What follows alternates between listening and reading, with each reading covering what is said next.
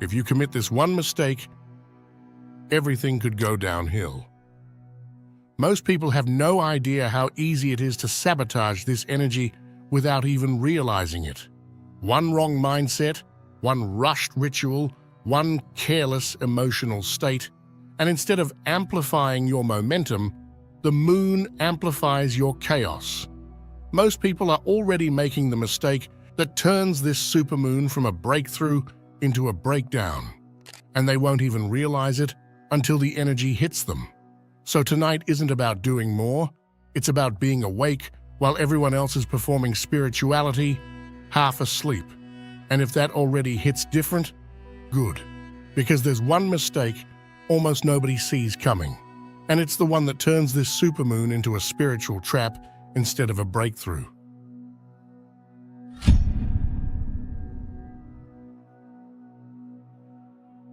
This isn't a casual moon. This is spiritual voltage.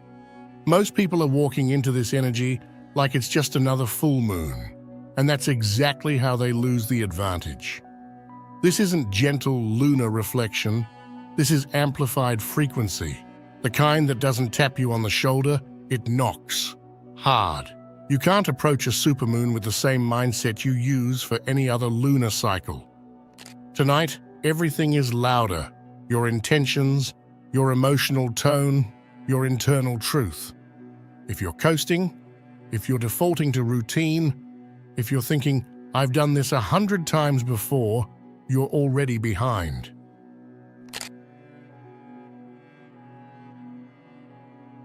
There's a mistake almost nobody will admit, not out loud, not even to themselves. Some of you are secretly hoping that nothing changes. You want growth, sure, but only the kind that doesn't shake your world, disrupt your routine, or force you into the unknown. That silent wish for stability, that quiet hope that life stays familiar just a little longer.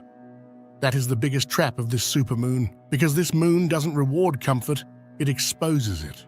The worst mistake tonight is resisting the momentum that's already trying to move you forward. You can light candles, meditate, journal, but if deep down you're choosing safety over expansion, the energy will stall. Not because you're failing, but because the universe doesn't force growth on someone who's holding the brakes. This supermoon amplifies whatever direction your spirit is leaning. If you lean into change, it accelerates it. If you lean into familiarity, it freezes you. And nothing feels heavier than a destiny you refuse to step into. Nothing holds you back more than pretending you're ready for change while praying your life stays the same. And here's the wild part. Some people don't even realize they're doing it. They call it patience. They call it timing. Sometimes they even call it faith. But really, it's hesitation wearing a spiritual mask. Tonight, the universe isn't asking if you're ready. It's asking if you're willing. And if that stirred something inside you, good. Because the next mistake isn't mental or emotional, it's instinctual. And most people never even think to watch for it.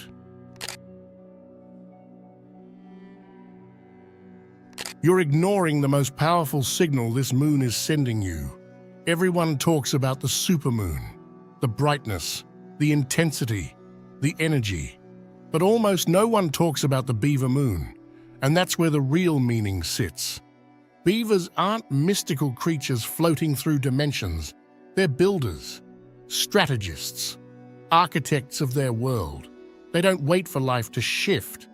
They create the structure that guides the flow. They reinforce, they prepare, they anticipate. They build before the storm, not after. This moon isn't about wishing, hoping, or spiritually daydreaming your way into a new life.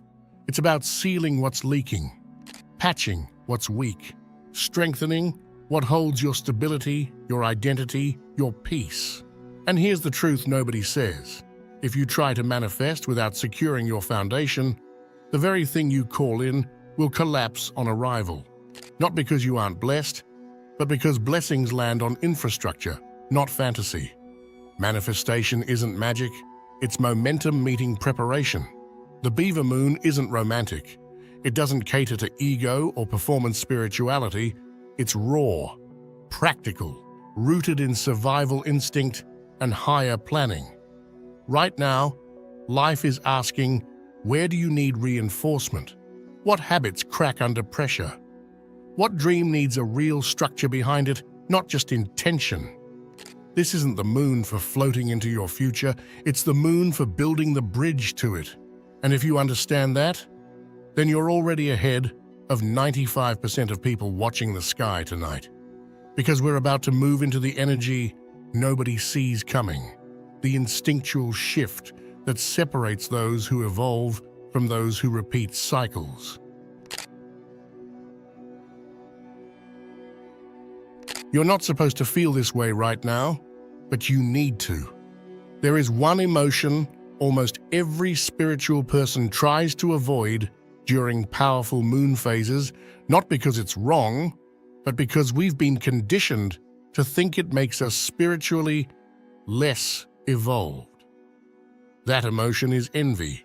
Yes, envy. Not the superficial, petty kind, where you resent someone just for existing. I'm talking about that sudden sting you feel when someone else steps into something you secretly want. The job you told yourself you weren't ready for, the relationship you pretend you're not thinking about, the lifestyle you whisper to yourself you'll have one day. That feeling? Most people try to bury it, meditate it away, mask it with fake gratitude or forced positivity. But this supermoon isn't magnifying envy to punish you, it's highlighting desire you've been afraid to admit. Envy, when it shows up in moments like this, isn't jealousy, it's direction. It reveals what you deeply crave, but haven't allowed yourself to pursue. Spiritual culture often teaches that wanting more is ego, that you need to be endlessly content where you are, that you shouldn't compare yourself to others. But let's be brutally honest. Sometimes you don't evolve until something or someone forces you to confront your own hunger.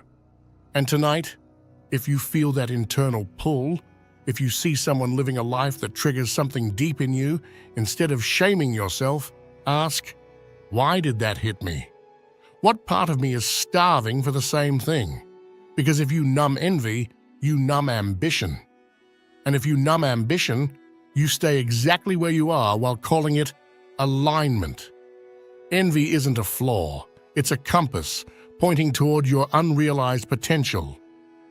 So tonight, when that emotion rises, don't drown it in fake peace. Don't spiritualize your way around it.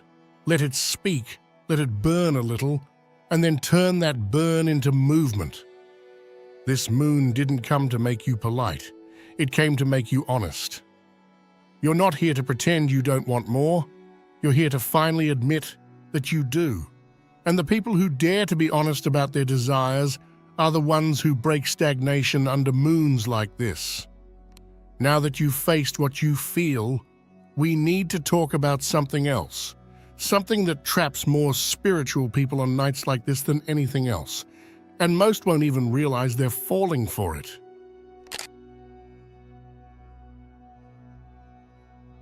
You're being spiritually baited by the moon's spotlight. When energy gets loud, people start performing. The collective excitement rises. Everyone starts talking about manifestation portals, moon water, rituals, raising frequency, and suddenly spirituality becomes a stage instead of a journey. It's so easy to get swept into the collective current and think, I should be doing more right now. But what if doing more is the exact thing that disconnects you from what this moon is actually trying to give you? This is the biggest supermoon of the year, and for many the pressure isn't to transform, it's to appear like they're transforming. Posting affirmations, showing off rituals, proving they're aligned. And here's the truth most won't say. Some people are not trying to connect to the moon. They're trying to convince themselves they're in tune because everyone else is. That's not spiritual alignment, that's collective hypnosis. The real danger tonight isn't missing the energy, it's copying someone else's relationship to it. Because when you chase the performance of growth instead of the feeling of growth, you disconnect from your own path and end up running in circles spiritually. This moon isn't a spotlight for your identity, it's a mirror for your truth. And mirrors don't need crowds, hashtags, or rituals performed out of fear of not doing enough. They need honesty, quiet, internal clarity, not theatrics. Spiritual power isn't in what you show, it's in what you face when no one's watching. Only a few people will do the courageous thing tonight. They'll sit with themselves, they'll listen instead of chase, they'll feel instead of perform. They'll let the moon illuminate what they didn't want to see, not what they wanted to post. Say less, do less, show less, breathe, observe, feel. Let the moon do the talking this time. When you stop performing, you stop pretending. And when you stop pretending, the truth finally reaches you. The energy doesn't respond to your act. It responds to your intention. A night like this brings intensity. You can feel it, not just in the sky, but in how people suddenly become more visibly spiritual, almost like they're auditioning for the cosmos. You'll see people acting calm when they're anxious, posting affirmations even though they're doubting themselves, doing elaborate rituals not because they feel called, but because they feel watched, even if no one's in the room. That's the trap, thinking the universe is grading your performance instead of reading your energy. Supermoons don't amplify your spiritual image. They amplify who you really are underneath it. So if someone is trying to act like they've outgrown their fears, but inside, they're panicking about where life is heading, the moon magnifies the panic, not the performance. If someone acts grateful while quietly resenting how long their breakthrough is taking, the moon magnifies the resentment, not the pretending. And it's not because the universe is cruel. It's because energy responds to truth, not presentation. This is where many spiritual people sabotage themselves. They chase appearing aligned instead of actually aligning. They light candles to look connected, not to feel connection. They try to impress the universe with clarity they haven't earned yet, thinking they must be polished and peaceful to receive blessings. But the universe doesn't reward costumes. It rewards courage, even if it's messy, even if it's uncomfortable, even if you don't have everything figured out yet. Tonight isn't the night for a spiritual performance. It's for honesty that's so raw it almost feels uncomfortable to sit with. If you're anxious, admit it. If you're excited, own it. If you don't know what you want yet, say so. Real alignment doesn't come from trying to look divine. It comes from being real enough to be seen by your own soul first. Pretending you're healed blocks the very healing you're craving. Let the moon see you, not your spiritual mask. Because the people who grow tonight are not the ones who shine the brightest publicly. They're the ones who sit with their truth privately and refuse to fake clarity just to feel spiritual.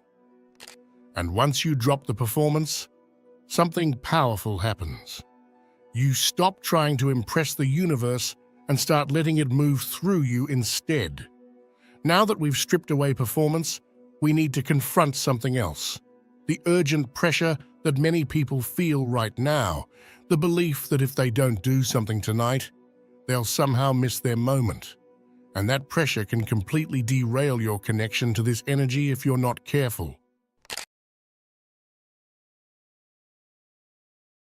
This moon is loud, but the guidance is in the silence. Whenever a major energetic moment happens, there's this wave of urgency that sweeps through the collective. People feel like they have to participate, they have to do something, they have to channel the energy or else they'll fall behind spiritually. That restless feeling like you need to make a move, write intentions, meditate for hours, stay awake until midnight, not because your soul asked, but because you're afraid that if you don't, the universe will pass you by. But this supermoon isn't a train leaving the station. It's not going to vanish if you don't chase it. When you act from fear of missing out, you disconnect from authenticity and slip into panic-driven spirituality. And panic energy never leads to clarity. It leads to self-doubt, overthinking, and a feeling of always being one step behind your destiny. Ironically, the harder you try to catch the energy, the more you block it. Because moon energy doesn't arrive through frantic effort.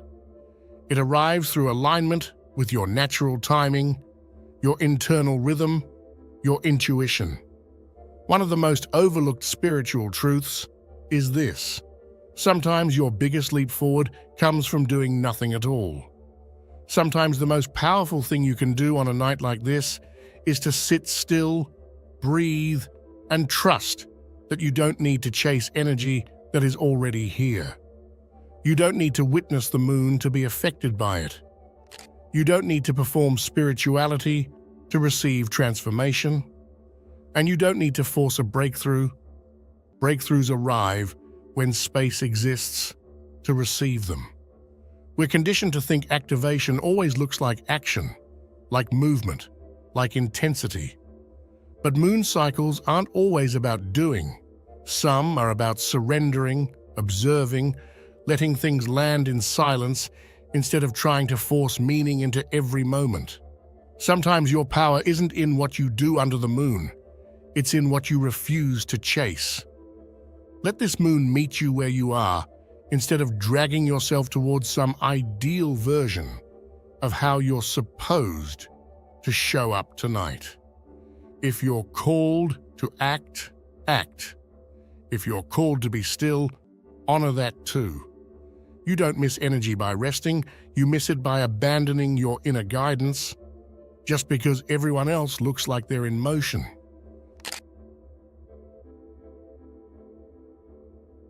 There's a mistake that looks noble on the surface, but quietly drains your power more than anything else during a supermoon, especially one with energy this amplified. Trying to save someone else while you're still stabilizing your own frequency.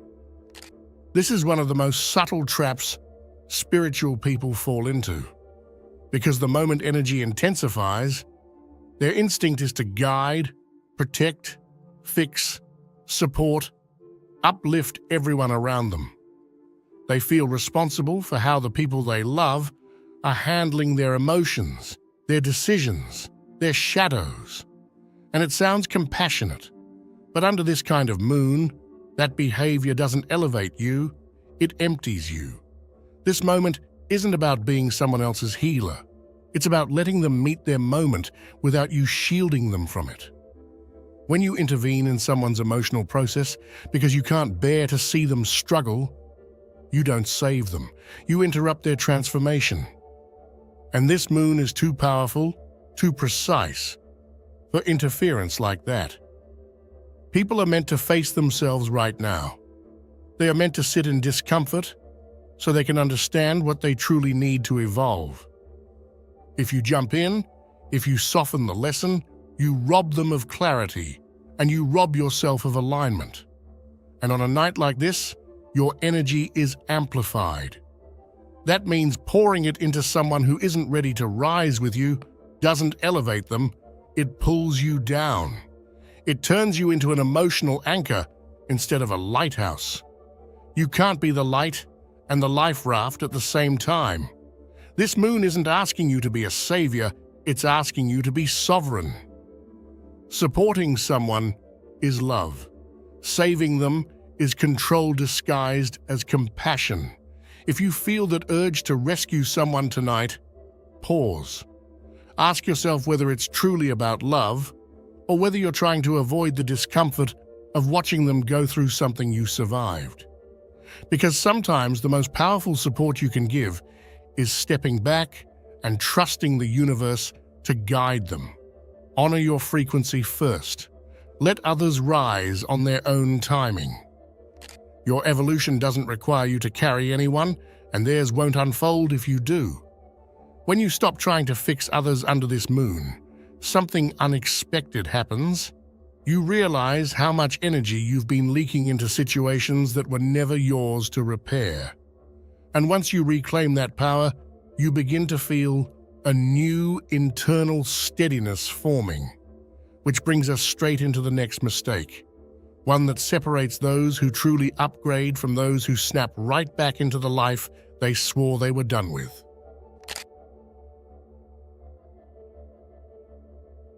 Powerful moons don't just change you in the moment, they test you afterwards. People make the mistake of thinking the ritual, the journaling, the meditation, or the intention is the shift. But the real shift shows up after the peak. It's in the moment when life goes back to normal and you're confronted with the same people, same temptations, same habits, same emotional triggers that existed before the moon rose. And that's where most people fail. They declare alignment one night, and within days, they slide right back into the identity they promised they were done with. The universe doesn't test you to punish you. It tests you to see if you're now strong enough to choose differently. Because every breakthrough has a back door, and old habits are always waiting by it. That old version of you doesn't let go quietly. It whispers, it tempts, it tries to convince you nothing really changed. And if you aren't conscious, you slip right back, because comfort feels easier than evolution. This is where you have to pay attention. When that familiar pattern shows up, the one you swore you wouldn't repeat, don't treat it as failure. Treat it as confirmation. The presence of the trigger means the transformation is happening. You're not going backwards. You're being asked to prove you're truly ready to move forward. And every time you choose differently, even if it's subtle, you carve a new path that becomes stronger than the old one. Transformation isn't a moment. It's the repetition of a new truth until the old identity has nowhere left to return to. Don't rush back to who you were last week just because it feels easier. Don't shrink into old behaviors simply because the world didn't immediately match your new vibration. The test after the moon is where the future version of you earns its stability. And honestly, most people never get past that phase. They say they're ready for change, but they fold the second life asks them to prove it. But if you hold your ground, if you stay aware, steady, and present in your choices, the shifts you made under this moon won't fade. They will root. They will solidify. And that's when you stop evolving in cycles and start evolving in directions, forward, upward, unapologetically. Because after this moon, life isn't watching your ritual, it's watching your follow-through. And the ones who rise now are the ones who refuse to return to a version of themselves they've already outgrown.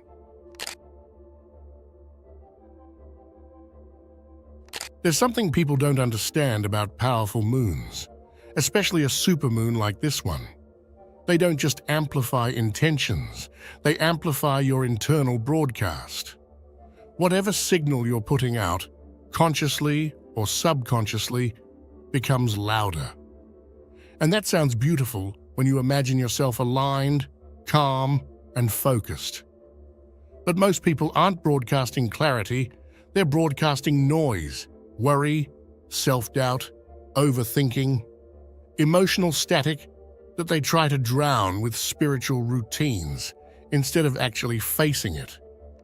This is not the night to be chaotic on the inside while pretending you're centered on the outside. The moon doesn't respond to masks. It responds to frequency. If you are running scattered mentally, if you're jumping between desires, second-guessing your path, convincing yourself you're fine while you're actually anxious, that is the signal the moon magnifies. Not your scripts, not your rituals, not your vision board. The truth inside you, whatever it currently is, that's what rises.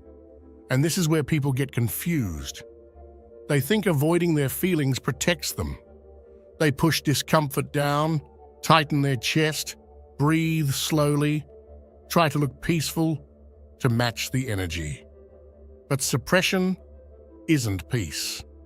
And during a supermoon, suppression becomes turbulence. The more you hide from yourself, the louder your energy becomes, not in the world, but inside your own emotional space. The anxious thoughts echo. The doubts bounce back. The energy doesn't calm, it reverberates. That's why, tonight, presence matters more than perfection. If you feel scattered, don't pretend you're centered, sit with what's real and breathe yourself back into clarity. If you feel uncertain, acknowledge it and allow the feeling to settle instead of forcing confidence you don't yet feel. The calm that's manufactured breaks under this moon. The calm that's earned expands. You can't command clarity while broadcasting confusion. Clear your frequency, not by forcing positivity, but by quieting the inner noise. Slow your thoughts, release the rush. Stop trying to be aligned and simply be honest. When you drop resistance, the turbulence fades. When you stop performing peace, peace actually has room to enter. This moon doesn't demand perfection, it demands truth. And once you land in truth, the energy can work with you, not against you. Because now, you're prepared for the final lesson of this supermoon, the one that determines whether this energy lifts you or leaves you right where you were before it rose.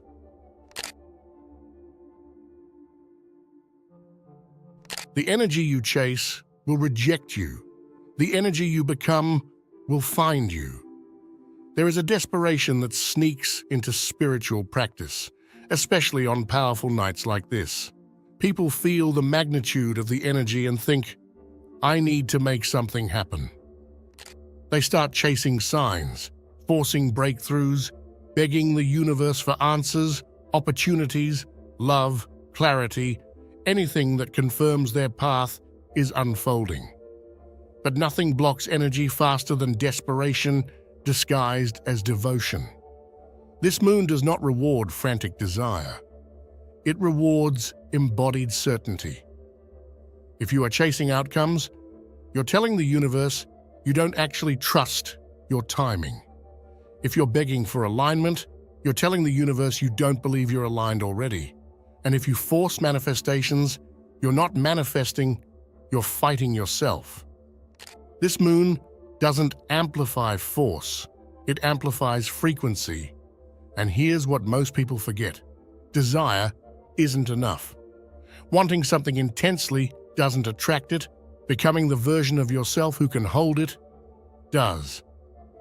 When you become the person who belongs in the life you want, the life comes toward you naturally. You don't have to chase what's already coded in your timeline. You simply move into the version of you that can receive it. Manifestation isn't pursuit, it's permission. So tonight isn't about scrambling to call things in. It's about aligning so deeply with who you're becoming that your desires have no choice but to recognize you. Stop reaching outward, rise inward. Anchor into the frequency of the life you want rather than begging it to arrive. This isn't a moon for grasping, it's a moon for grounding, for choosing yourself so fully that the universe has to respond. Chasing what you're not ready for leads to energetic rejection, not because you're not worthy, but because the universe protects what isn't yet stable inside you. But when you become undeniable in your identity, your clarity, your internal signal, what's meant for you doesn't run. It gravitates. It locks in.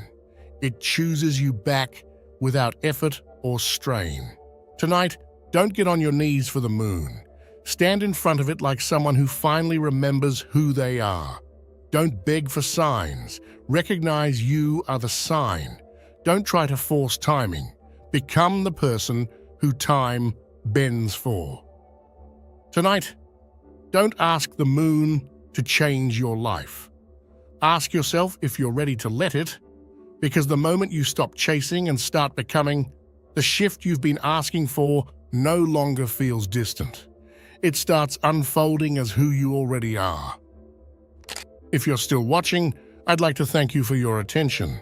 If you enjoyed the content and want to see more, please consider clicking the subscribe button. Your support is very appreciated. Feel free to share your experiences or thoughts in the comments below. Until next time, take care and subscribe for more insightful content.